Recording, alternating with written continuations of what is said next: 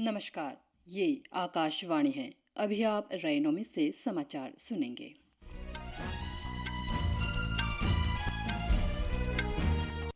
पहले मुख्य समाचार।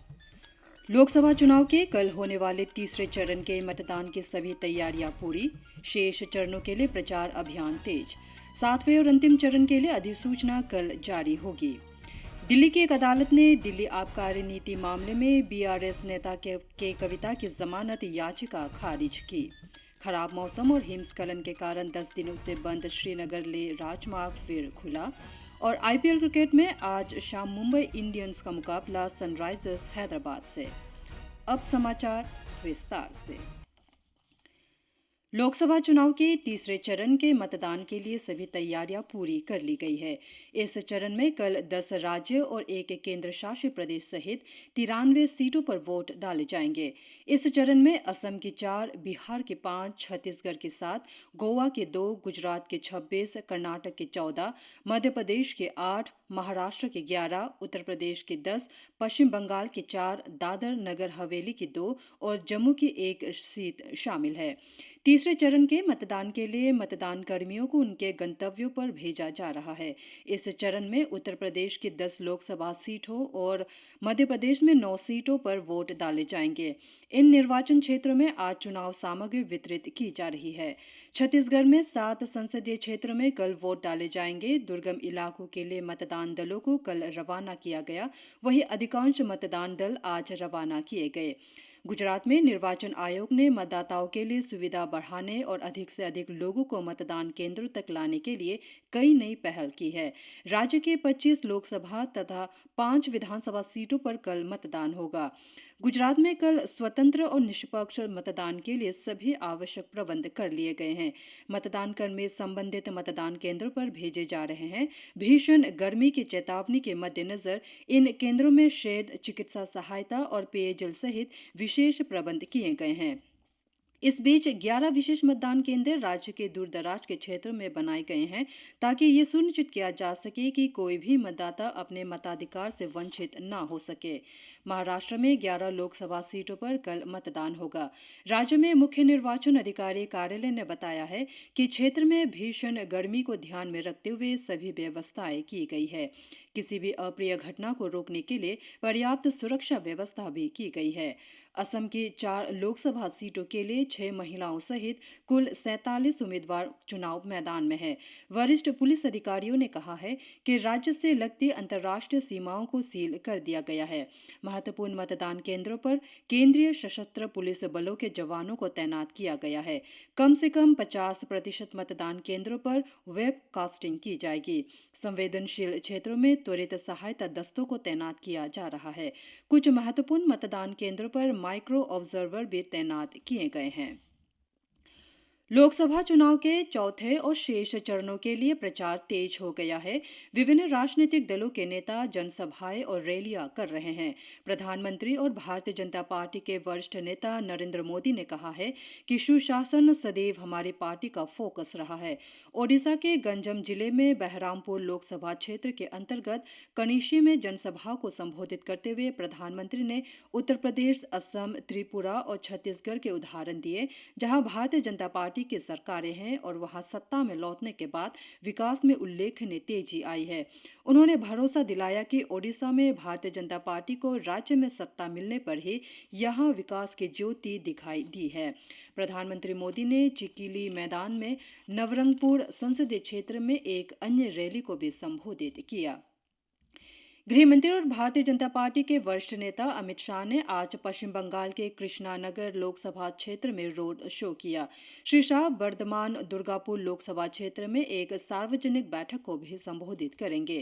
कांग्रेस के वरिष्ठ नेता राहुल गांधी ने कहा है कि ये चुनाव संविधान बचाने का चुनाव है। श्री गांधी ने आज मध्य प्रदेश के रतलाम संसदीय क्षेत्र के जोबत में एक बैठक को संबोधित करते हुए आरोप लगाया कि भाजपा और आरएसएस इसे मिटाने की कोशिश कर रहे हैं।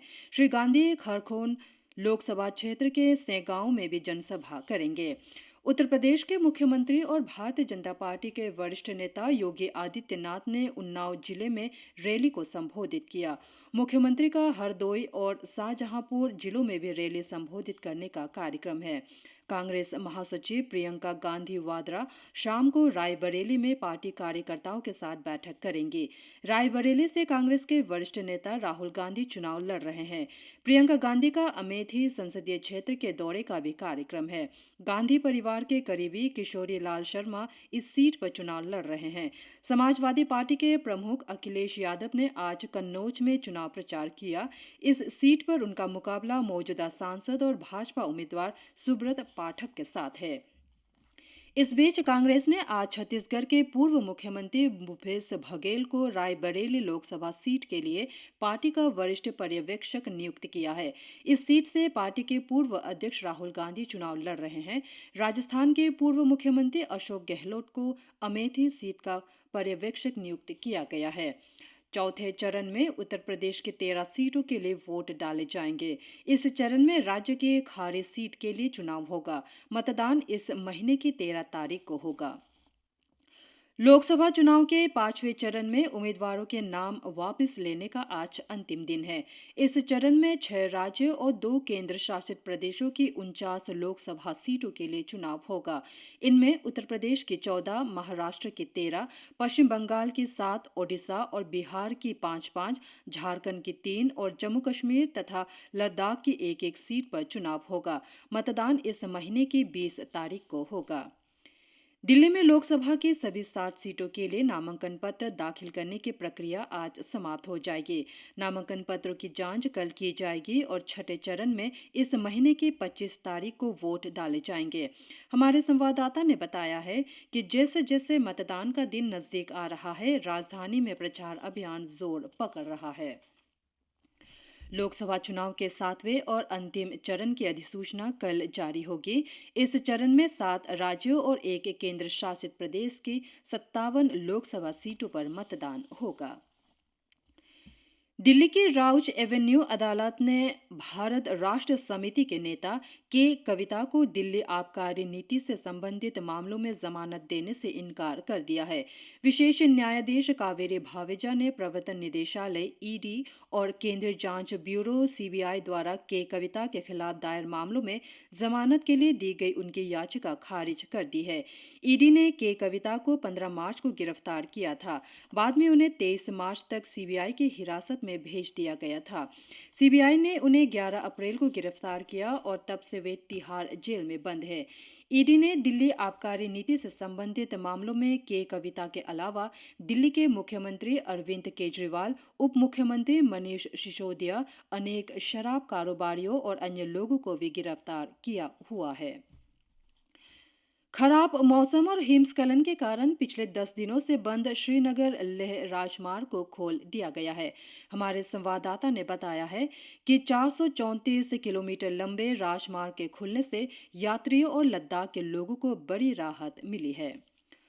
मौसम विभाग ने तमिलनाडु, आंध्र प्रदेश, तेलंगाना, महाराष्ट्र और कर्नाटक में आज भीषण गर्मी का अनुमान व्यक्त किया है।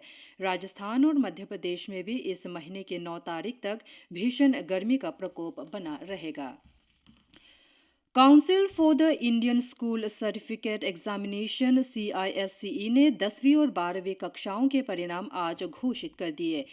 CISCE के अनुसार ICSE यानी 10वीं कक्षा के लिए पास प्रतिशत 99.47 जबकि ISC यानी 12वीं कक्षा के लिए 98.19% रहा। 10वीं कक्षा में 99.65% छात्र आए तथा 99.13% छात्र उत्तीर्ण हुए। 12वीं कक्षा में भी लड़कियों ने बाजी मारी और 98.92% छात्र आए तथा 97.53% छात्र उत्तीर्ण हुए।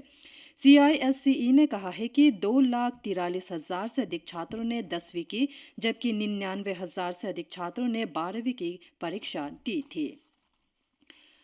IPL क्रिकेट में आज मुंबई के वांकड़े स्टेडियम में सनराइजर्स हैदराबाद का सामना मुंबई इंडियंस से होगा। कल कोलकाता नाइट राइडर्स ने लखनऊ सुपर जॉयंट्स को 98 रनों से हरा दिया। भारतीय अमेरिकी अंतरिक्ष यात्री सुनीता विलियम्स कल एक बार फिर अंतरिक्ष में उड़ान भरेंगी। ये उड़ान बोइंग स्टार लाइनर मिशन के पहले सदस्यों के साथ अंतरिक्ष में जाएंगी।